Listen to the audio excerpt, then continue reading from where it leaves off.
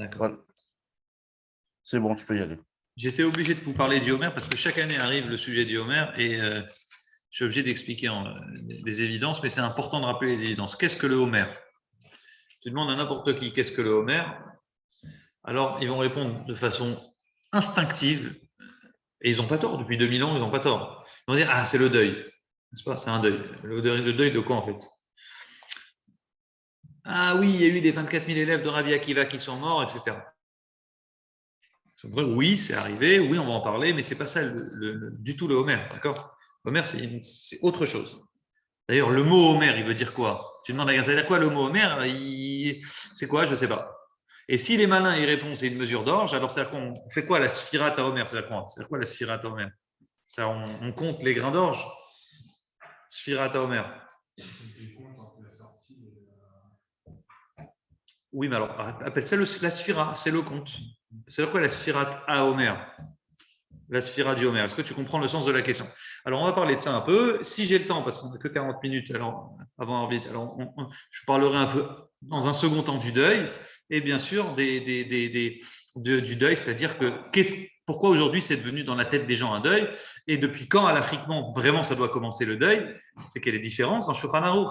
Est-ce que ça commence depuis on doit avoir 33 jours de deuil. Donc, est-ce qu'on commence le 33 jours depuis le Pessah jusqu'à l'Akba Omer, ce qui serait logique, on a 33, ou bien il y en a d'autres qui disent on commence depuis Rosh Chodesh, le fameux deuil dont je vous disais, qui existe dans la période du Homer. Oui, on verra que non, il y en a qui disent alachiquement ça commence depuis Rosh Chodesh ou le lendemain de Rosh Chodesh, jusqu'à la fin du Homer. Donc, il faut compter 33, pardon. J'ai dit jusqu'au 3 Sivan, d'accord. Oui, c'est plus, oui, exactement.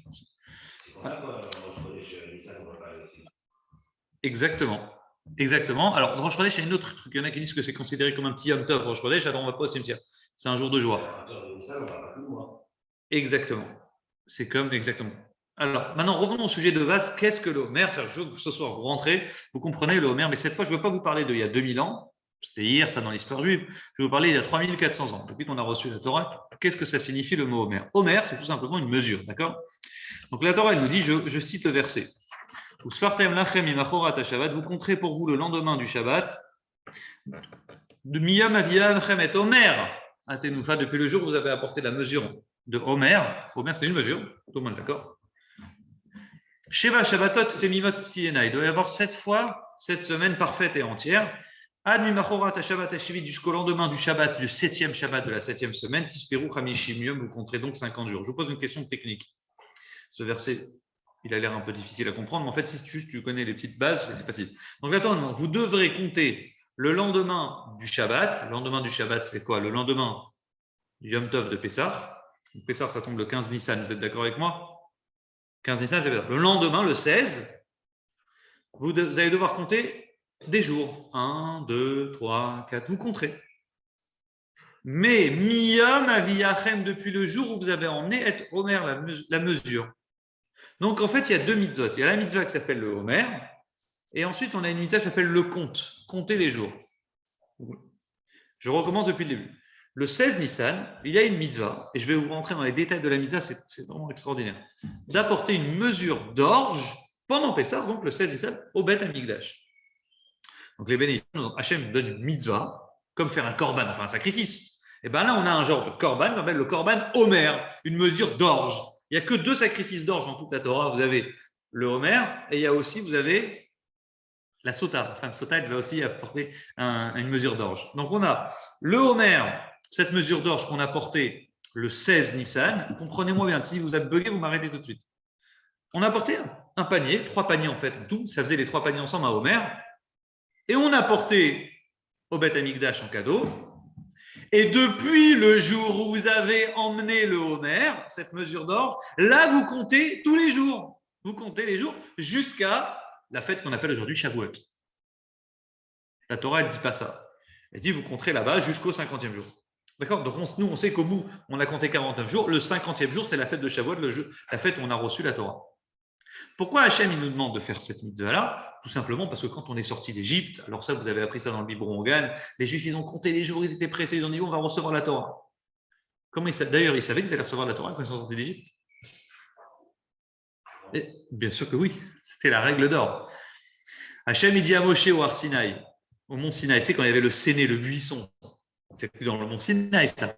Hachem dit, je vous libère d'Égypte à une seule condition, c'est que vous servez Dieu sur cette montagne. Alors, tu dis bien au Béné Israël, qui sort d'Égypte à une seule condition, c'est qu'ils soient mes serviteurs à moi. C'est intéressant. C'est-à-dire, vous êtes esclave, tu veux que je te libère? Tu dis, vous voulez être libéré, il n'y a pas de souci. Mais en échange, dis-leur bien que je les libère, mais ça devient Ta'avdoun et Ta'elokim ala razé. Ils serviront Dieu sur cette montagne. Ils devront être mes serviteurs, donc recevoir cette Torah. Et clairement, si on vous demande d'être juif, est-ce que c'est facile? La réponse, c'est quoi? C'est que non, on est les serviteurs de Dieu. Tu peux dire clairement, on est les serviteurs de Dieu. C'est très, très dur. Tu dois manger cachère, tu dois faire Shabbat, les règles de Torah, etc. C'est vraiment très, très, très, très difficile. Et il y en a qui pensent que Béhémet, c'est pour ça qu'Hachem nous a mis l'esclavage sur la tête en Égypte. Parce que s'il n'y a pas eu l'esclavage, on aurait eu du mal à sortir d'Égypte. On aurait dit, bon, écoute-moi, on est bien en Égypte, pourquoi tu veux nous saouler maintenant à être les serviteurs d'Hachem? Donc Hachem dit, je vous mets esclave, vous savez c'est quoi être esclave. Une fois que vous souffrez bien, vous comprenez, ça veut dire avoir un méchant maître. Moi, je suis un gentil maître. Venez après avec moi tranquillement, vous serez bien. Vous avez compris? On doit passer par un stade difficile. Donc les Juifs sont sortis d'Égypte et oui, ils ont compté les jours. Ils étaient pressés de recevoir cette fameuse Torah. Donc ça, c'est historiquement, ils ont compté les jours. Donc Hachem, au moment où il donne la Torah, il donne une mitzvah. Vous allez à partir de maintenant apporter cette mesure d'orge. Et une fois que vous avez apporté cette mesure d'orge, vous serez automatiquement, vous compterez les jours, 49 jours jusqu'à la fête de Shavuot. Donc pour répondre à votre question simplement. Ça veut dire quoi ce soir, là, dans 35 minutes, on va dire aïe, aujourd'hui nous sommes à Sfirat, à Omer. On va faire la bracha, béni sois-tu l'Éternel, notre Dieu, qui nous a donné cette misa de sanctifier les jours, nanana, al Sfirat à Omer, de compter le Omer. Alors, maintenant, vous avez compris, compter le Omer, ça ne veut rien dire, compter la mesure d'orge. Ça veut dire compter, rajouter un mot. Avec un mot, vous n'avez plus de bug. Compter al Sfirat depuis le Omer. On a la mitzvah de la Sfirat du compte, al Sfirat, et vous rajoutez un mot dans votre tête depuis. Est-ce que vous me suivez ou vous ne me suivez plus? Ok. Donc cette mitzvah, c'est le 16 Nissan, à la nuit, les béné Israël, donc déjà le Beddin, il a envoyé, la Gemara le raconte, le Beddin a envoyé des shluchim qui abattaient le terrain, ils repéraient le terrain où il y avait de l'orge qui poussait, et ils pliaient un petit peu les gerbes de blé, les tiges de blé, ils les pliaient, et le soir du 16 Nissan, donc c'est genre la sortie du premier Yom Tov pour nous aujourd'hui on fait 2 Seder, donc l'équivalent du jour où on fait le deuxième Seder. Donc il n'y avait pas 2 Yom Tov à l'époque. Donc il venait, il sortait, le Badin il prenait, il y avait donc une équipe avec 3 faucilles, et il venait, la Gemara elle raconte comme ça. Donc on surveillait, bah Shemesh, le soleil est là, est-ce que le soleil se couche? Oui, oui, oui. Vous avez tous votre faucille? Oui, oui, oui. Coupez, je coupe. Et chacun coupait. Ils étaient sous surveillance du Beddin. Il y a une raison pourquoi. Je me raconte que les Sadducéens, ils pensaient qu'on ne devait pas compter on ne devait pas couper cette mesure d'orge à la date où il y avait écrit dans la Torah. Mais Machorat à Shabbat est écrit dans la Torah. Donc c'est Shabbat, c'est pas Yom Tov. Un jour, je ferai un cours sur ça, c'est très intéressant. En tout état de cause, ils étaient en sous-surveillance, ils coupaient cette mesure d'orge et on l'a portée au Mishkan. Et donc ça, c'est l'objectif de cette mitzvah du Homer. Donc ensuite, on compte Asfirat à Homer depuis le jour où on a apporté la mesure d'orge. Pourquoi on fait ça? Pourquoi on apporte cette mesure d'orge au Beth Amikdash? Pourquoi Hachem demande de faire ça? Quel rapport? Ça représente quoi? Pourquoi on fait ça? Tout simplement pour demander à Hachem de bénir les récoltes qui vont arriver. Il y a des périodes. Vous savez que Pessah, on n'est pas joyeux, il n'est pas écrit. On doit être joyeux dans les faits, mais la Torah ne donne pas le synonyme du nom joie au moment de Pessah. Il n'y a pas écrit une fois le mot simcha. Il n'y a pas écrit Vesamarta bechagecha, tu te réjouiras. Shavuot arrive, il y a écrit on est joyeux, une fois, le mot simcha. Arrive la fête de Sukkot, là c'est le carton. Il y a écrit 3 fois simcha le mot. Vesamarta bechagecha, vaïta arsameach, et une autre fois dans un troisième passage que j'ai oublié, le mot simcha. Donc il y a 3 fois le mot simcha. C'est pour ça qu'à Sukkot, on fait la fête tout le temps, tous les soirs. Simcha bet hashuveva, etc. Mais Pessah, on ne sait pas pourquoi la Torah, elle ne nous dit pas que la fête, elle est synonyme de joie. Pourquoi? Quel rapport? Alors, il y a un avis dans le Midrash magnifique qui dit comme ça. En fait, c'est lié avec la période de l'argent. C'est quand tu es heureux, bizarrement, un homme qui est bien riche, il est toujours heureux. Il est heureux, il a son argent, il est content. Quand il fait son bilan, il commence à mettre l'argent de côté. Là, il commence à se rendre compte qu'il est vraiment riche. Ah, là, il dit super, youpi. Le Midrash, il dit comme ça. Il dit c'est très simple. À Pessah, l'agriculteur, nous étions tous des agriculteurs à cette époque-là. On vivait en Israël, on avait des terres. Donc la Torah, elle sait que arrive Pessah et Hachem le.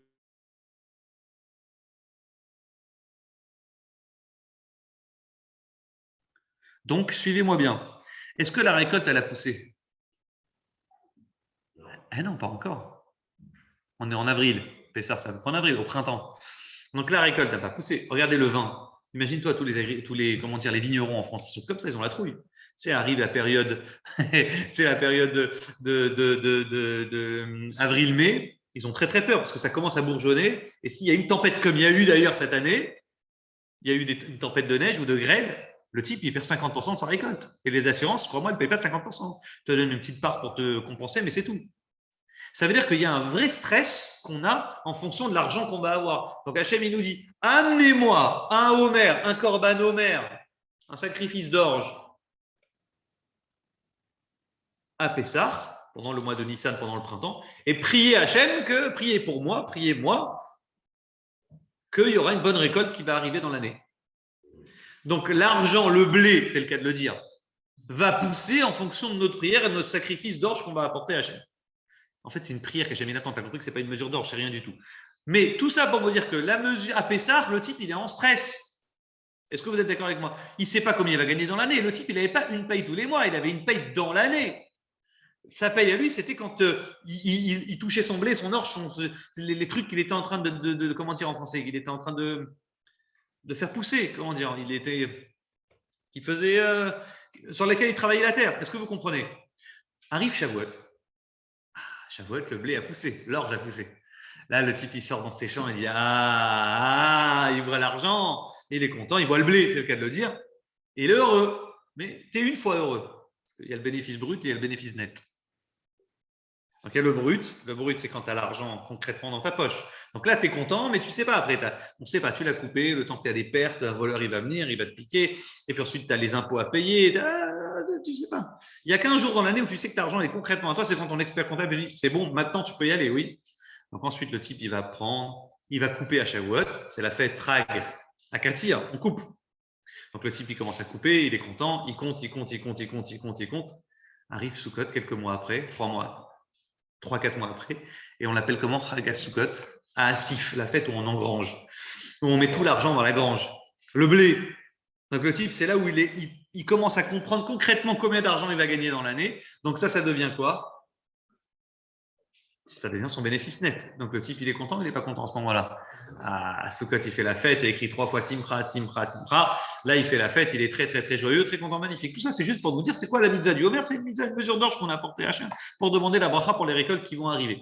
Mais ça, vous le saviez. Maintenant, comprenez-moi une chose. On doit compter les jours.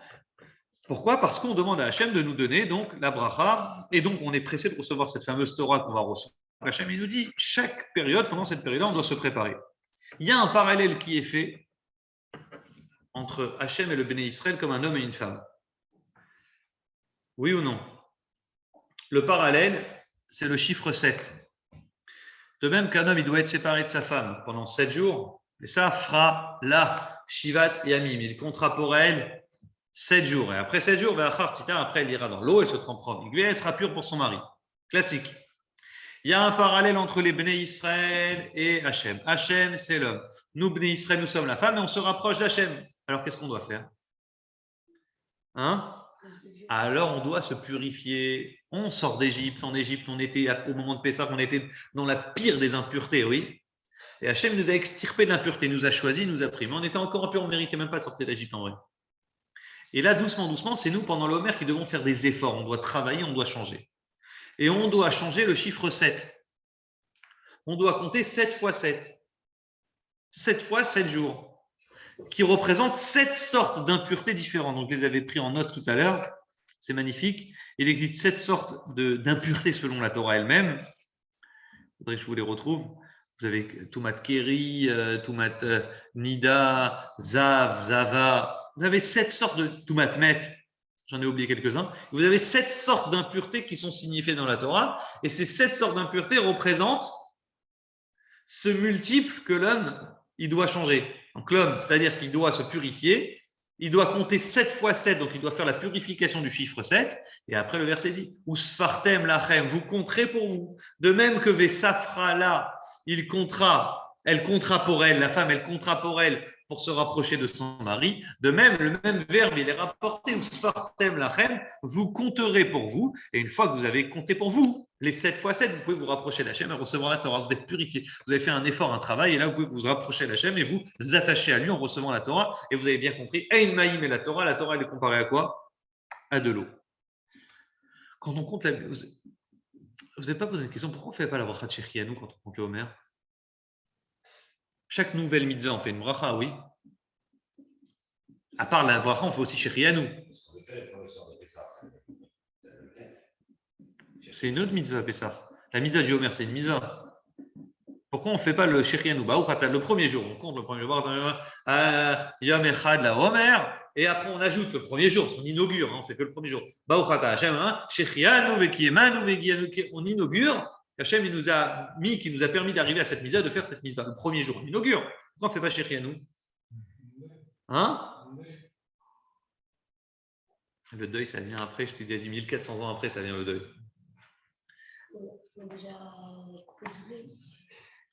La pro. Ah, et alors, quel rapport? Non. Non. La première raison, c'est que nous, ça doit se faire quand on est joyeux.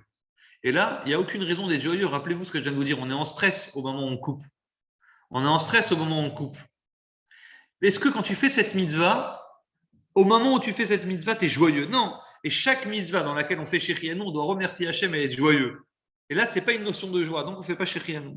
Mais pourtant, le deuxième temps de Pessah, on fait Shechianu. C'est le même soir. Mais tu ne fais pas sur la mitzvah du Homer. Tu fais Shechianu sur le Seder de Pessah, oui, sur la mitzvah du Seder. Tu ne fais pas sur la mitzvah du Homer. Moi, je parle quand tu fais le Homer. Pourquoi on ne fait pas? Deuxième réponse qui est rapportée. Comme je vous disais, première réponse. En général, Shechianu, c'est fait quand on a une joie, une simcha. Exemple, tu vas lire la Megillah, on est joyeux à Purim parce qu'Hachem nous a sauvés, et ainsi de suite. Chaque fois qu'on fait Pidyon Aben, on fait Shechianu parce qu'on remercie Hachem.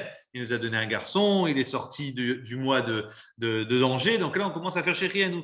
Il y a des mitzvot à faire et des brachot à faire parce qu'on est joyeux. Or là, on n'a aucune raison d'être joyeux en vérité. Limite, on est en stress. On est en train de se purifier, on est impur. Donc à ce moment-là, on est éloigné d'Hachem. Donc on est en train de s'approcher d'Hachem, on est très éloigné. Et donc on n'a aucune raison de faire la bracha de Shechianu. C'est une des réponses qui est rapportée. Une autre réponse très simple qu'un Richard ramène, le rat de base. Il dit en fait parce que toute la mitzvah du Homer, toute la mitzvah du Homer, c'est qu'une préparation à Shavuot.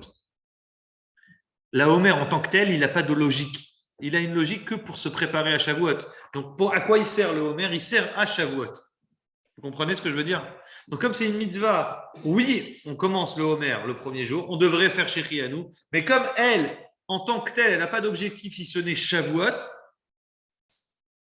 alors on ne peut pas faire Shechianu au début pour Shavuot. Le but, c'est Shavuot. Ce n'est pas le Homer, ce n'est pas le compter le premier jour pour le plaisir de compter le premier jour. C'est d'arriver à la fin, d'arriver à Shavuot et être préparé. Donc, on ne ferait pas Shechianu le premier jour. Et c'est quand on fait Shechianu Bémet? À la fin, à Shavuot. Quand on fait Shechianu à Shavuot, le Shechianu qu'on fait à Shavuot, d'une certaine manière, il est aussi pour le Homer. Intéressant, non? Qu'est-ce qu'il y a? Que penses-tu? Là, tu as une question. Ok. Avançons un petit peu.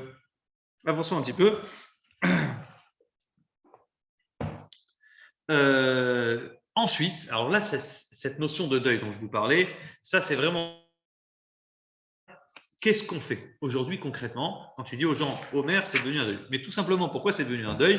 Parce qu'il y a eu une épidémie il y a 2000 ans. Rabbi Akiva, c'est connu qu'il avait 24 000 élèves et pendant cette période-là, où Rabbi Akiva, il avait donc c'était le grand Rabbi Akiva, à 40 ans, il a fait tchouva. Rabbi Akiva, c'était un juif. Akiva ben Yosef. D'accord? Akiva ben Yosef, il disait Rabbi Akiva, à 40 ans, il a commencé à lire, à écrire, il a commencé à prendre la Torah Pachout. Et donc, il a commencé à devenir un monstre, le grand Rabbi Akiva que vous connaissez. Et avec toutes ces années d'Yeshiva, il est ressorti avec 24 000 élèves. Donc, c'était quelqu'un d'extraordinaire, de très grand. Et pendant cette période, aujourd'hui, c'est devenu une période de deuil parce que la Gemara, elle nous raconte et elle nous dit la chose que je vais vous citer maintenant. Elle dit les Béné Israël, écoutez-moi bien, les élèves de Rabbi Akiva sont morts, Beperek Echad, en un seul moment. Elle nous dit pendant Pessah et Atzeret, entre Pessah et Shavuot. La Gemara nous dit juste ça. Ils sont morts entre Pessah et Shavuot. Et comme ils sont morts pendant Pessah et Shavuot, aujourd'hui, on est en deuil. Est-ce que ça vous va? La question, c'est ok, les 24 000 élèves de Rabbi Akiva sont morts, mais moi, on m'a toujours appris qu'un deuil, c'est une mitzvah de s'endeuiller et c'est une mitzvah de finir un deuil. Quand je dis c'est une mitzvah, c'est important. Vous avez compris? Il faut sûr commencer un deuil, savoir le démarrer et savoir l'arrêter. Or là, on voit qu'on a l'obligation de commencer un deuil pour les 24 000 élèves de Rabbi Akiva qui sont morts et on ne s'arrête jamais. Pourquoi on ne s'arrête pas? Stop.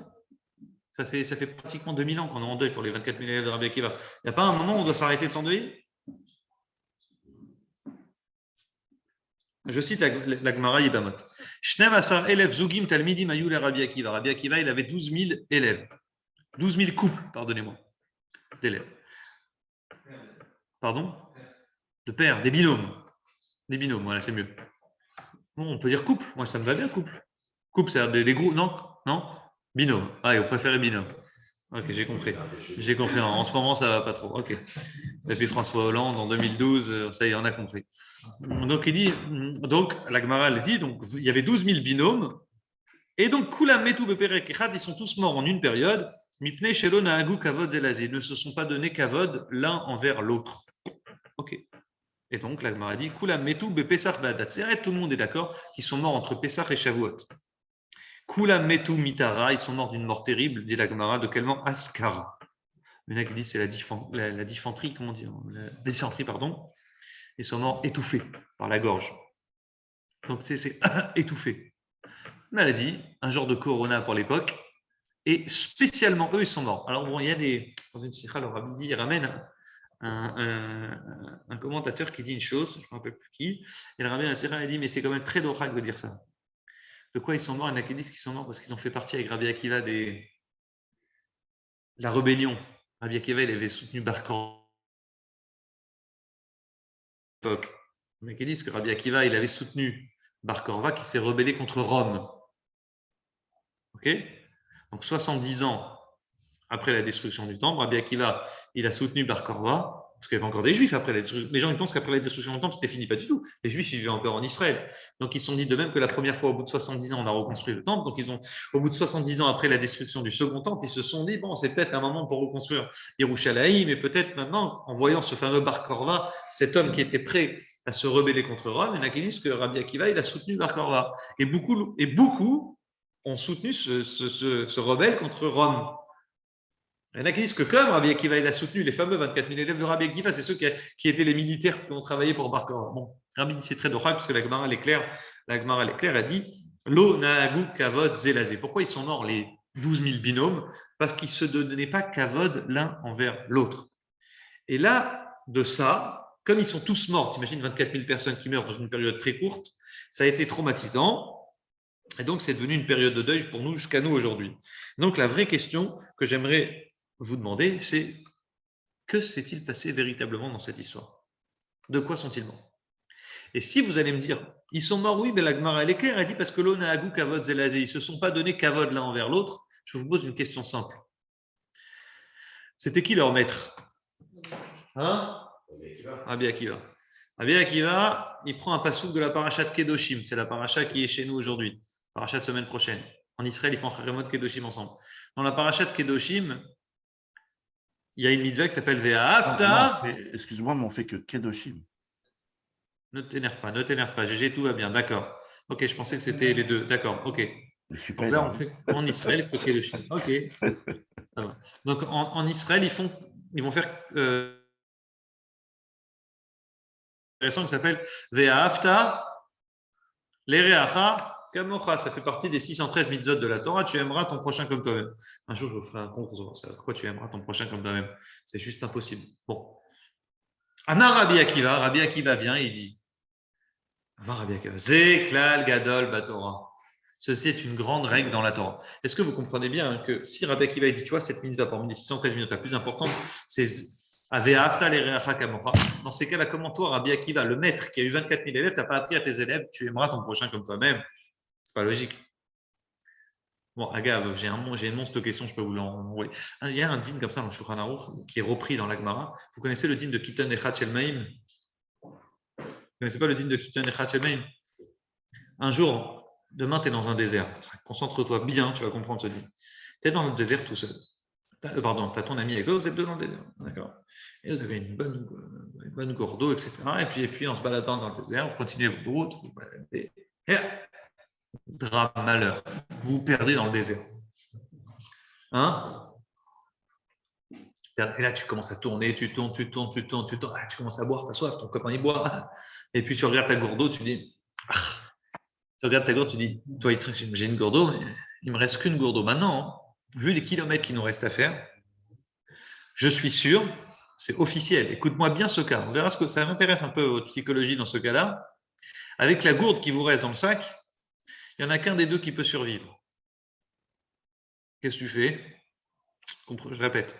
Si tu partages ta gourde d'eau pour les 20 km qui te restent à faire, ou 30 ou 50 km qui te restent à marcher pour rentrer chez toi, dans ces cas-là, si tu la partages avec ton copain Yitzhak, ton copain Shimon, tu es sûr que tu vas mourir. Vous allez mourir tous les deux. Deuxième option, tu dis « Salut Shimon », tu prends ta gourde, tu pars, tu abandonnes ton pote, tu prends ta gourde et tu survis. Mahadine, qu'est-ce qu'on fait? Qu'est-ce que tu en penses, Maurice? Tu fais quoi dans ce cas-là? Soit tu partages la gourde, à la vie, à la mort, tu restes avec ton pote et vous partagez jusqu'au dernier instant. Soit tu dis, allez, salut, tu prends la gourde et tu pars tout seul. Tu partages. Hein? Non, mais en fait, il ne faut pas partager, il faut penser à sa vie. C'est ça l'histoire. La Gemara, elle vient, tu dis, attention. Bon, et la vérité, c'est qu'il y a une marque loquette. Mais il y a un Tana dans la Gemara qui vient qui dit, attention, tu prends la gourde que pour toi, tu dis au revoir à ton pote et tu te sauves ta vie. Parce que s'il y a une vie à sauver, c'est la tienne. Les deux, vous allez mourir, il vaut mieux sauver une vie. Et tu pars. Le seul problème, c'est qui dit ça dans la Gemara? C'est Rabbi Akiva. Le Rabbi Akiva qui dit le grand Rabbi Akiva qui dit tu aimeras ton prochain comme toi-même, il te dit non, tu prends la gourde, tu dis salut à Shimon et tu pars pour Yitzhak. Ouais, j'entends ce que tu dis. Comme toi-même. Ça, l'autre. La vérité, il faut comprendre comment il n'a pas pu élever et éduquer ses élèves. Ils sont morts parce que l'onagou kavod zelazé. Et il est très important le mot l'onagou kavod zelazé.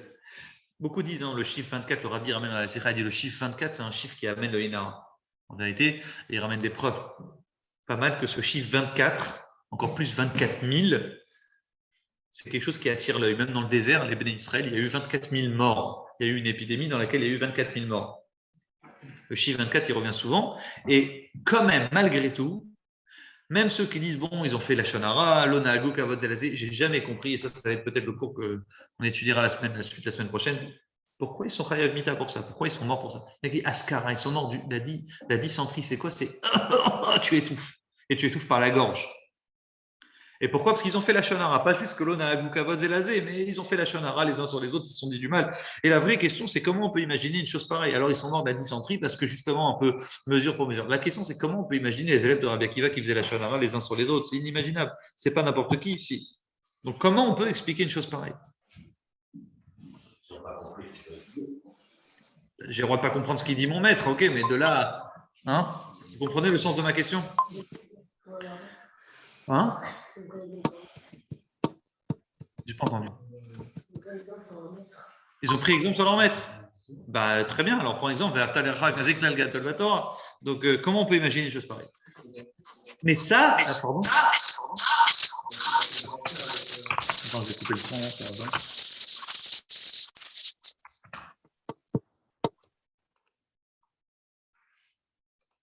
C'est bon?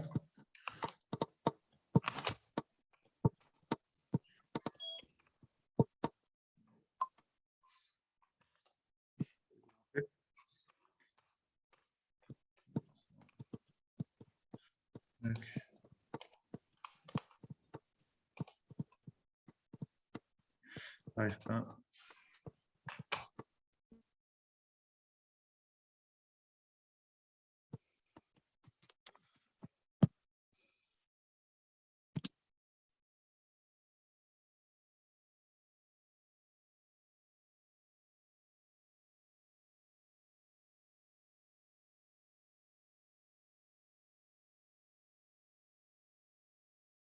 Non, tu leur mets, tu coches pour que ça soit mieux. Alors, allons-y un petit peu, continuons. Et vous voulez. Quelle heure est-il ? On n'aura pas le temps de terminer, on continuera la semaine prochaine, et ça, c'est vraiment un point important. Pour résumer la première partie du cours, on a compris c'est quoi la mitzvah du Homer, on a compris Sfirat Homer, c'est compter depuis la mitzvah du Homer. Ça, c'était la mitzvah de la Torah à la base, on doit compter les jours pour se rapprocher de Hachem. À un moment de Shavuot, c'est une période où on doit être joyeuse à Shavuot. En Pessah, on n'est pas très joyeux. Ça explique aussi pourquoi on ne fait pas Shechien. Ensuite, il y a 2000 ans pratiquement, la question, c'est comment on peut imaginer que les 24 000 élèves de Rabbi Akiva, comme dit la Gemara, ne se sont pas fait kavod l'un envers l'autre, et c'est pourquoi ils en sont morts. Et ça, c'est une vraie question. Alors, je vais vous répondre rapidement avec un petit mot du Rabbi. Au moins, on terminera avec une idée très intéressante. Le Yerushalmi, Gemara Yerushalmi a dit Kulam metu beperek echad. Ils sont morts tous en un instant. Pourquoi on insiste sur le fait qu'ils sont morts beperek echad? Pourquoi Hachem, s'il veut punir des gens, il ne les punit pas en 2 ans, 3 ans, 4 ans? Pourquoi tous d'un coup? Alors, dit le Yerushalmi, Igia misparim lechav dalet elef. Leur chiffre est arrivé à 24 000. Ou mispar gadol beyoter, et c'est un chiffre très important. Imaginez-vous, Rabbi Akiva, il a eu 24 000 élèves. Beaucoup disent, on est encore en deuil aujourd'hui à cause de ça. Vous savez pourquoi? Imaginez-vous un petit chidouche, un Rabbi Akiva qui était capable d'expliquer chaque petite cote, chaque petite lettre qu'il y a dans toute la Torah. Vous voyez, tag, vous connaissez les taggines? Tu sais, quand tu regardes la Torah, il y a des petites lettres sur chaque truc. Si tu vois chaque petit truc, Rabbi Akiva était capable d'expliquer chaque tag qu'il y a dans la Torah. Exemple, tu dis Kabed et avicha ve et imecha. Tu respecteras ton père et ta mère. Mais il y a écrit et. Il n'y a pas écrit Kabed avicha ve imecha. Il y a écrit et avicha. Qu'est-ce qu'on fait du et avicha? Alors, on sait. Kabed et, c'est pour t'apprendre ton grand frère. Tu dois respecter ton grand frère. Kabed et avicha. Maintenant, imagine-toi que ces petits dioukibla, on les apprend de la Gemara des Chachamim, oui. Rabbi Akiva, il était capable, même dans le Kabed, quand il y a écrit dans la Torah un petit tag, écrit des petites tiges comme ça qui sortaient, il arrivait, tu connais quand tu vois les petites tiges qui sortent des lettres, il arrivait à expliquer pourquoi cette tige elle est là, qu'est-ce qu'elle représente. Oui ou non? Quelqu'un connaît les commentaires de Rabbi Akiva sur tous les tags de la Torah? Est-ce que vous avez vu un livre qui s'appelle Explication de tous les taggines de la Torah? Pourquoi on n'a pas un livre qui explique tous ces taggines? Pourquoi on n'a pas un livre qui explique tout ça? Parce qu'à l'époque, il y avait un livre. C'était qui le livre de l'époque? C'était ces 24 000 élèves. Les 24 000 élèves de Rabbi Akiva, ils connaissaient tous les enseignements de Rabbi Akiva. Chacun connaissait tous les petits taggines de la Torah. Et depuis qu'on a perdu ces 24 000 élèves, on a perdu toute la Torah. Imaginez-vous s'ils étaient encore en vie, ces 24 000 élèves de Rabbi Akiva, ce n'est pas un chasse de Gemara qu'on aurait eu aujourd'hui. Ce n'est pas un chasse avec les quelques livres que vous voyez de Gemara. On aurait eu peut-être 18 000 livres de Gemara. Pourtant, il y en a encore 5 élèves. 5 qui ont survécu. On en reparlera la semaine prochaine. Mais ce que je veux vous dire par là, hein?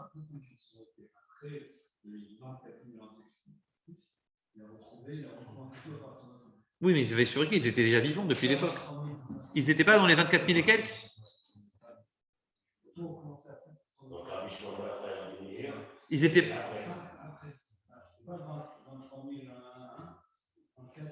Bon, il a tout recréé de 5. Tout ça pour vous conclure le cours aujourd'hui. Après, la semaine prochaine, je conclurai sur la notion de Vafsal et Rafa Gamora, sur la question que je vous ai demandé, parce que c'était un peu long. C'est un vrai chiot. En fait, on est en deuil aujourd'hui. On est en tristesse aujourd'hui parce qu'on a perdu en fait la Torah. Tous les détails, ces petits détails de la Torah, chaque tag qu'on aurait pu avoir aujourd'hui, tu n'aurais pas fini chasse de Gemara aujourd'hui en 6 ans, en 7 ans. Tu aurais fallu 70 ans pour terminer la chasse de Gemara. Tu comprends? Ça veut dire que ta vie entière, tu aurais passé à étudier la Torah, les enseignements des élèves de Rabbi Akiva. Comme ils en sont morts, on a perdu toute cette Torah. Et donc, c'est ça qui fait qu'on est en deuil aujourd'hui. Et Béhémet, la question, elle est, qu'ont-ils fait pour mourir? En plus, Kulam metu beperek echad, tous en un instant. Certains disent qu'ils sont morts parce qu'il y a eu du Einara, le mauvais œil, 24 000, le chiffre 24, comme je vous l'ai expliqué tout à l'heure. Mais quand même, la Gemara, elle est claire, elle dit no naagu kavod zelazé, ils ne se sont pas donné kavod. Alors, à nouveau, je vous pose une question simple. Depuis quand quelqu'un qui ne fait pas du kavod à l'autre, il est chayav mita, il est coupable de mort? Hein? Tu es chayav mita? Hein? On n'est pas chayav mita, on n'est pas coupable de mort. Pas shoot, ça existe. On n'a jamais vu une chose pareille. On n'a jamais vu. Jamais, ça n'existe pas. Nadav et Avihu, c'est la paracha de cette semaine, à Haremot. Et il y a un parallèle entre Nadav et Avihu et les 24 000 élèves, et je conclurai avec ce mot-là. Les seuls, on est en deuil des 24 000 élèves, et il y a encore seulement 2 personnes auxquelles on est encore en deuil, c'est Nadav et Avihu. Chaque année, Nadav et Avihu, on pleure leur mort. Quand ils sont entrés dans le Beth Amikdash, c'était 2 grands tzadikim qui sont morts. Bon, il y a un parallèle entre Nadav et Avihu et les 24 000 élèves qui fait que c'est des périodes où on est encore en deuil pour eux. Mais malgré tout, très intéressant, je vous pose une question. Pourquoi Chayav Mita, ils sont coupables de mort? Qu'est-ce qu'ils ont fait? Alors, c'est sûr que c'était dur entre eux. J'ai lu tout à l'heure, je me rappelle, j'ai lu un chidouche extraordinaire. Pourquoi il y a écrit Shnem Asar Zugot? Il y a eu 12 000 binômes. Pourquoi il n'y a pas écrit il y avait eu 24 000? On s'est compté 12 000 binômes. Dis-moi directement, et 24 000 élèves sont morts. Pourquoi tu me dis 12 000 binômes? Parce que Rabbi Akiva, il savait que il y avait des caractères forts. Ce qu'il a fait, il mettait un patron, un type plus fort que l'autre, et il a créé des binômes. Un fort avec un faible. Mais pourquoi il a fait ça? Parce qu'il s'est dit, parce que si je mets un fort avec un fort, ça va se fighter trop, il y aura trop de bagarres, ils vont trop se disputer ensemble. Qu'est-ce que je fais? J'ai fait exprès 12 000 binômes. Il en a mis un fort, un faible, pour que le niveau de Chavrutot, ça soit un peu plus calme, un peu plus posé. Sinon, ça aurait hurlé. Si tu mets des forts avec des forts et les faibles avec des faibles. Donc, il a fait un chef avec un moins chef, de sorte à ce qu'ensemble, ils fassent leur Chavrutot. Est-ce que vous comprenez la Chorma? En tout état de cause, on n'a pas répondu à notre problème fondamental et on répondra la semaine prochaine. Pourquoi Chayav Mita? Pourquoi ils sont coupables de mort? Pourquoi ils en sont morts de cette chose-là? C'est quelque chose de illogique et pas normal. Chers amis, chers élèves, à la semaine prochaine, Bezrat Hashem. Rendez-vous jeudi soir, 21h15 pour la suite du shiur. Le Homer,